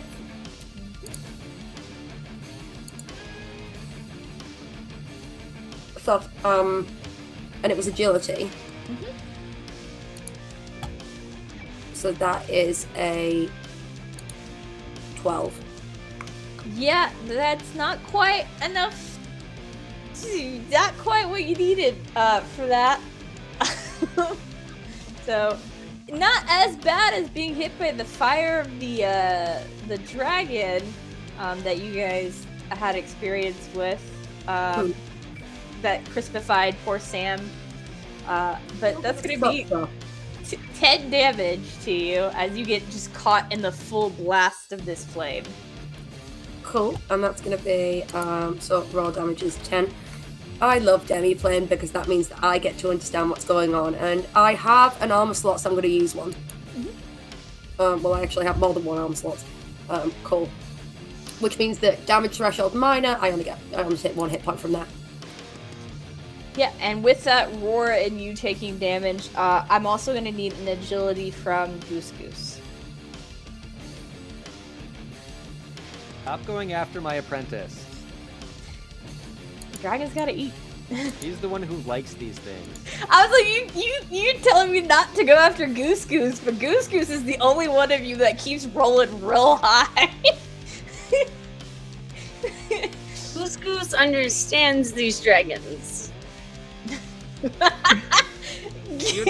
Sure, a given value of understand, absolutely. So what happens with that roar of fire happening is the dragon also swishes its tail hard behind it. And Goose Goose, like, jumps over it and manages not to get knocked and thrown with the tail. That's when I'm, like, jumping to grab the backpack of books. Yeah, you're like, ah! Yeah, so, it's y'all's turn. What would you like to do? To stab this fucking thing in the tail and let go. I wish I could do more, but oh. Wait, actually no, okay, that's a stupid idea. That's a D&D idea that I can't do right now. But I will stab it in the tail and then, I guess, let go if it's not... Is it flying? Is it continuing to fly up, or away, or down? It's not increasing as much up, it's more taking you somewhere. Okay, then I will stab it again and let go.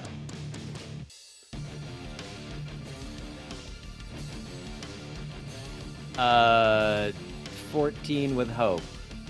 Yeah, you stab it. Okay.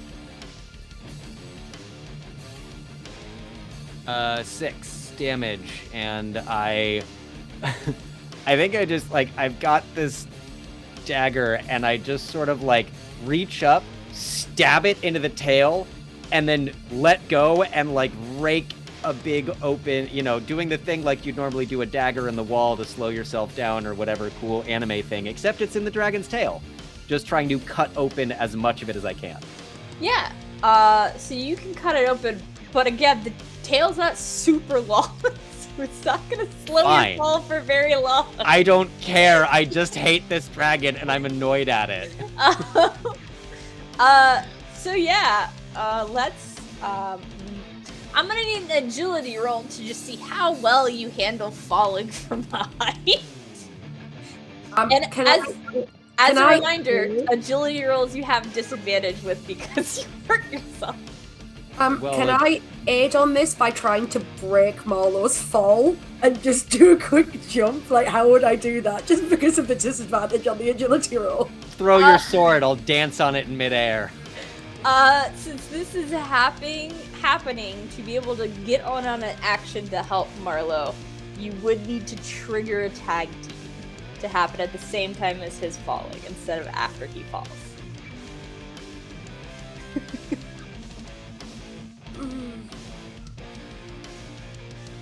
How does that work? So you spend 3 hope, and then you act together towards a goal. I've got the hope. Fuck it, yeah. Let's fucking go. Cool, we're doing it. Yeah. Marlowe looks beneath them in complete and utter shock, seeing Cass moving. Yeah, so Marlowe, it's agility with disadvantage. What was it? It's an 8 minus before even the minus the d6, which will be 5. So it's a 3. All right.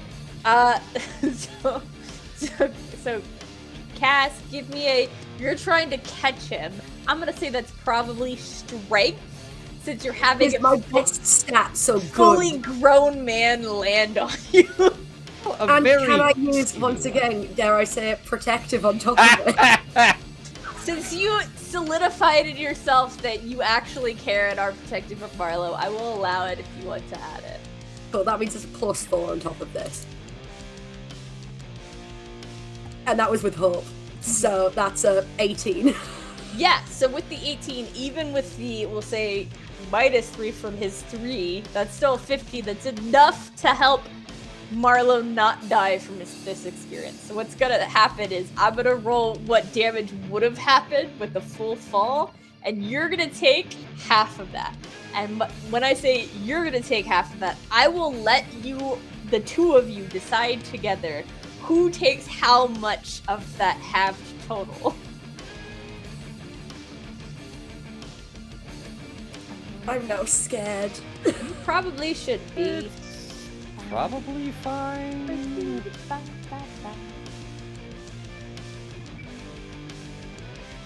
Not bad. 12. 12 would have been the total, so half is 6.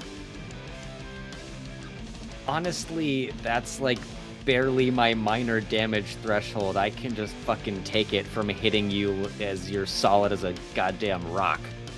I'll be honest. It's not even my minor damage threshold. So All right, great. Yeah. So just let Castle take it. Fucking, it just like princess carry, and it just land directly in your arms. Yeah. That didn't even hit me. Cass, I didn't think you cared. It's fine. It's fine. Cass. Hey, not the time, and start. Put me down. Let's go. Yeah, Cass, Goose Goose, it's your turn. What would you like to do? Oh yeah. Feelings. Start limping towards Yeah, it's one of those if Cass and Marlowe are finally heading off toward the trees. Goose will, albeit somewhat reluctantly, go with, mostly because their feathers are a little damp in a way that you don't like it. So what I'm gonna do to help speed this through, right, is we're gonna have a series of agility checks from the group, and what you want is 5 successes before 3 failures, and that means you can outpace the dragons to the tree line enough to get undercover before they can get a hold of you again. So, whoever wants to give the first agility roll, give me an agility roll. I will, because technically I rally myself, so I can make this better if it's garbage.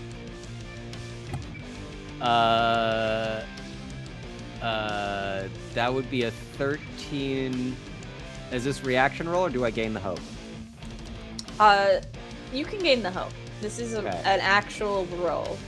It is agility, though, so I know you're gonna use so your rally dice, but you also well, have disadvantage. It's okay. Well, it's okay. It's a 13 before that.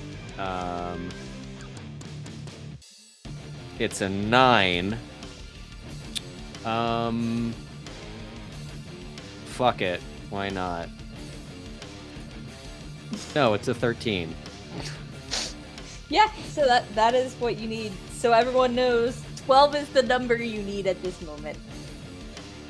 I limp off towards the tree line, collaring Goose as I go. Cass, Goose Goose, which of you want to try an agility roll next? I got this. You gonna do it? Yeah, here we go. Go. Hey! Fuck yes! That's a crit, but yeah. So that crit will See- give you 2 successes. Fucking god damn it, Goose! Crushing it! Goose is killing it. Yeah, you keep telling me not to attack the Goose Goose and stuff, but like again, Goose Goose is the one of you rolling the best. Again, like I said, if Goose Goose actually was to attack these dragons, we'd be fine. But it's not happening. As I run, I'm also yelling at Dylan to stop being fucking useless and shoot them. Cass, it's your turn to do an agility check. I'm gonna do an agility check. Can I use, because I'm with an agility check, I'm dodging a dragon right now. Mhm. Can I use naturally discerning on top of this to figure out which way it's gonna go, so it's kind of like a dodge? So if it's gonna lunge one way, I lunge the other way. See if there's any tells. Sure. What does discerning say? No, it's just one of the ones that you could do, or just like natural discerning, just discern what the logic is. Yeah, so with discerning, what I will do, I won't quite give you full advantage with it, but what I'll do is let you add a d4 to it. Okay. Hang on, no, natural discerning is experience, so it'd just be a +2. Wouldn't even be a Okay. +2. Yeah, Then, it yeah, would be if a it's an +2. experience, then it's just +2. Yeah. And you didn't make Cass undergo character development for this one either.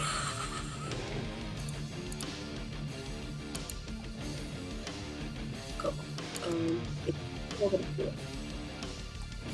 Cool. So that's 20 with fear, but then a +2 on top of it, plus another +1 is 23. Yeah. So that is a success. It is a fear, so I'm going to let the dragons do one thing before someone else rolls for an agility here. You know what? Agility checks are fun. Everyone make me an agility check because you're running for this tree line. Fun for whom? It was so close to a crit. Oh, Jesus. Okay, this is gonna be embarrassing. Watch. Yep. At least it's with hope. So everyone but Marlo manages to hear what's about to happen. I think Marlo is probably the one that's towards the slowest of the group running to the tree line. You're gonna get hit with some fire. Yay, fire! Well, thank God Goose has the books. Yeah, That is the important part here. so that's 5 damage as you feel this flame lick across your back. I will mark 1 hit point for that. Fine. Aren't we glad that Cass took the fall damage now? I have 4 left. I'm fine. And then I'm a bard. I'm a human bard. We only start with 5. who in the group wants to attempt to make the last agility? God, I one think- of you guys. Jesus. I think it has to be Goose. I don't trust my rolls today. Like I will not be damned with hubris. You say that, and then See- they're damned with hubris. At least that's hope, so we're good. We're fine. Yeah, it's just a failure. So who's up next? Yeah. I'll do Yeah. But it. I got 2 successes, so like Yeah. it's not on Yeah, me to yeah. get the No, next you're one. doing great. You're crushing it. Oh, thank There God for we that. go. Oh, that was a crit. Yeah. Yeah, so since you only have one more left, what I'll say instead of, I had said it would count as 2, but you made the full 5 that you needed. As you all hit the tree line, as you step maybe 5 feet into it, all 3 of you get yanked down into the underbrush. And what you find is that Dylan has kind of carved or divoted out a trench that puts you even another a foot and a half lower than the underbrush to give you extreme cover, so you're not rustling or moving the underbrush at all, and just Fucking asshole. I told you fucking go. it covers your mouth. Cass whisper fighting you. It's like, And as he shushes you all and covers anyone who makes that noise mouth, the dragons fly low over where you're hiding, and one of them lands on the other side of you for a moment and just looks around, makes that clicking, almost calling sound, and you hear a answering call in the distance as one of the other dragons lands, and then you hear one of them back in the cluster do a slightly different kind of call, and the other dragons launch back off to go to the cluster, or where the cluster was, the caravan. And Dylan just keeps everyone still for a moment, and then is army crawls slightly up the trench and starts army crawling along the forest floor to get away.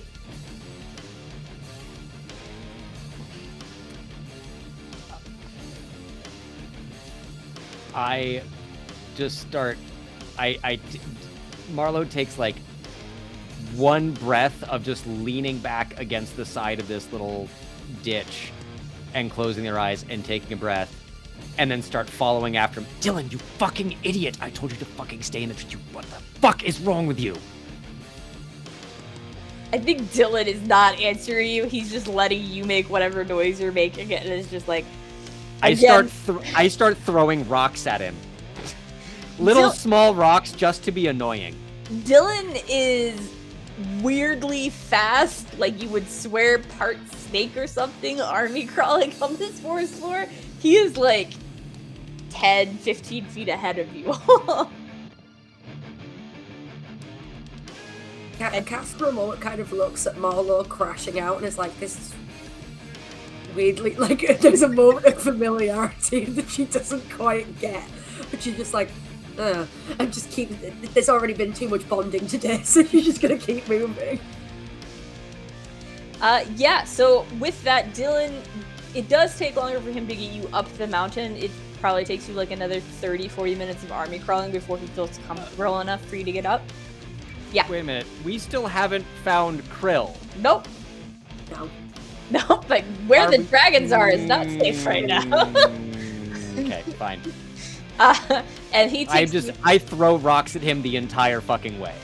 he takes you up the mountain back to the camp in the cave. You guys reach there probably around like late lunch, early dinner time.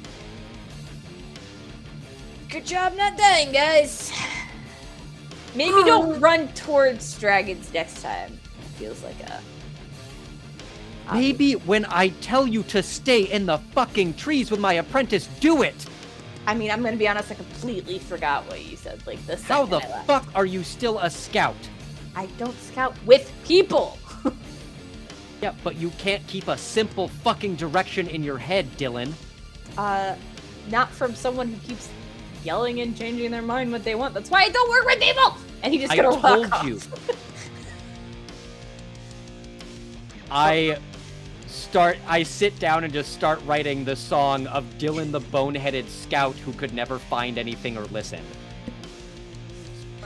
Cass is crashing out over the fact that she hurt Goose in any way, shape, or form, so is immediately after the panic is over, just running up to Goose and like is gonna like touch and then remembers the conversation about consent and it's just kind of like arms directly above shoulders, like crouched down, like, I'm sorry, I am so sorry, can I hug you? Is that okay? I'm so sorry that I hurt you, I didn't mean to. I don't need a hug. I'm okay. I'm just really sorry. It's okay. I Is it just need so- to note on the record that you have now harmed me more than the dragons have. So just for the record, when you guys are all like, no, dragons, Goose? they hurt you. No, goosing me. Yes, This is a goosing point. you. Yes, No, saying goose You to can't you. even know. You got caught by the dragons, so you can't goose me either. Because you I have were notes not about- in the tree line. I safe wasn't told where to you were stay in the supposed tree to line. be. I was following the directions that I was given and was told was given by you. It's not my fault Dragging my that I head was told me to run. misdirected. I'm sorry, what? Dragon in my head, or I think it's a dragon, and I'm starting to really believe it's a dragon because I don't know why it knows. Told me to hide. So, Goose, if you want to do what the dragons want to tell you, then you should probably do what the thing in my head tells me to do. You didn't say hi. You also didn't say a dragon was in your head. How have you had a dragon in your head? Is anyone else around? Such a fool. Yeah, you guys are just openly having this conversation. Nope. I like physically put a hand over both of their mouths. Nope. We are not. Nope. Shh. Ow, Goose. No. I would point out Goose have teeth inside their mouth and on their tongue. I have leather gloves. At least. Ow. Stop. Nope. Not another word. Not. Cass doesn't Nope. have that, and it's gonna bite anyway. Ow. Just shut up. And I like turn around to whatever crowd I assume is here, and I will spend 3 hope to distract all of them from what they just heard, spending all of the hope that I just gained. We're back, and there are more dragons, and here's the thing. And I kind of look over my shoulder. You two go to Alonda's tent and do not leave until I get there. Now! In, like, the tone that they will not put up with any argument. And then just turn back and start snowballing everyone that's around about our adventure with the dragon and showing off the, like, burned, crispy back of my coat. Never serving your ass again. Never serving your ass again. I turn around. I'm trying to save yours literally right now, so stop talking about whatever's in your head and go to her tent. Please. Cass is gonna go, but is visibly pissed. Okay, so Cass is following the instructions. Goose, are you following the instructions? Goose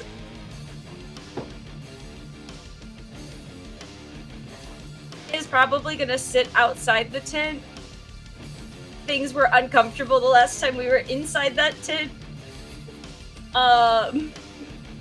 There's kind of bad vibes. There's badder vibes inside that tent than there were with the dragons and the corpses personally to Goose. So I love that for Goose. we're gonna sit outside the tent and write out, and by write out I mean draw, because Goose can't do words. All of the events that just happened, aka a really bad picture of Marlowe like getting dangled.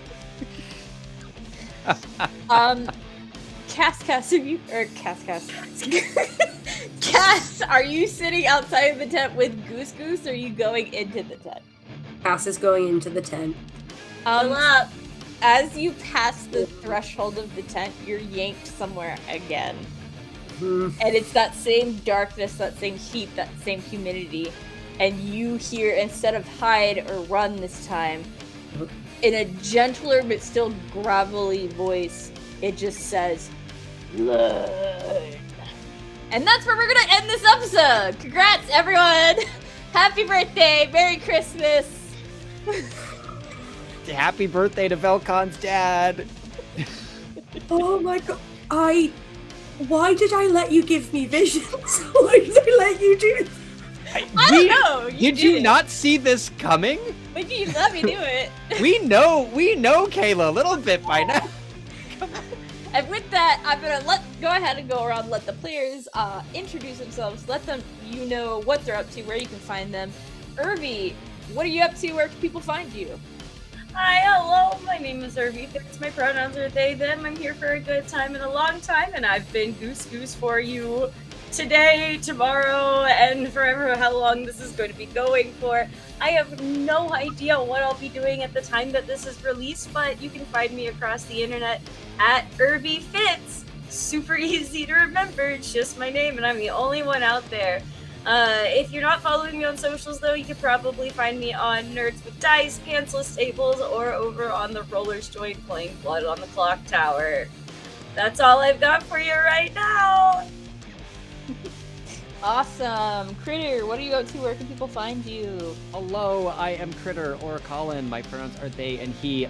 You can find me on D8 Dungeon alternate Thursdays with rotating DM's Curse of Strahd at twitch.tv/D8, the number dungeon. We are alternate Thursdays at 3 p.m. Eastern Time, or 8 p.m. if you're in Ireland/the UK. You can also find me on several podcasts, on The Roll Report, writing and producing for award-winning Unbalanced Encounters, and providing voices for Night Shift Season 2 and The Oracle. All of those available where you find your podcast. And you can follow my social medias at The Roll Report Cast on Blue Sky and TikTok for more dragon fucking, I guess. And Quinn, what are you up to? Where can people find you?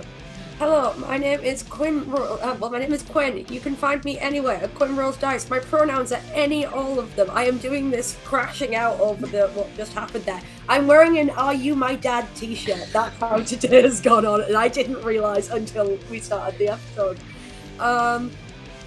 I'm trying to think what I've got coming up. At this point, I GM at Arcadia Games in London. If you are ever in London, England, you should go and check it out. We have a really good time there. At this point as well, I believe Secondhand Heroes will be on Looking for Mom's channel on YouTube, which a number of other people here may be involved in, and you should definitely check that out because it was absolute chaos. Right, yes, that thing. Yeah. Yeah. See, yeah, I great. remember. Yeah. Weirdly, I play a character named Marlowe in that one also. I also play a character called Marlowe in that I one. but we'll also get to play a character called Oh, And it's okay, Irvi is also Marlowe. They're just like too modest to say it. Yes, That's correct. I totally know exactly what we're talking about. Yes. We're all You should- Marlowe. Everybody's Marlowe. You should go and check that out. It's going to be really cool. I've got a couple of things in the pipeline that I can't announce yet. But, yeah. Come and say hi. I'll write you Dragon Smut if you go to my coffee. I'll write Dragon Smut as well for like Venmo, PayPal purposes. I will narrate it. Does not condone or endorse Dragon Smut. That's okay. We'll on our personal accounts. Yeah, it's personal. Don't worry. I'm Kayla, just KT of Dahlias and Pennyworth. You find me on the web. You can go ahead and check out my link tree, just GayK, for everything that I do. More shows on this channel, even more things than this. And if you want to check out the In Time of Brimstone campaign frame that Underground Oracle Publishing has released, that is what we are using as our setting for this fantastic game. Go check that out. Otherwise, I will see you in 2 weeks here for episode 5. And the players maybe will find things out. I don't know. Who knows? Goodbye!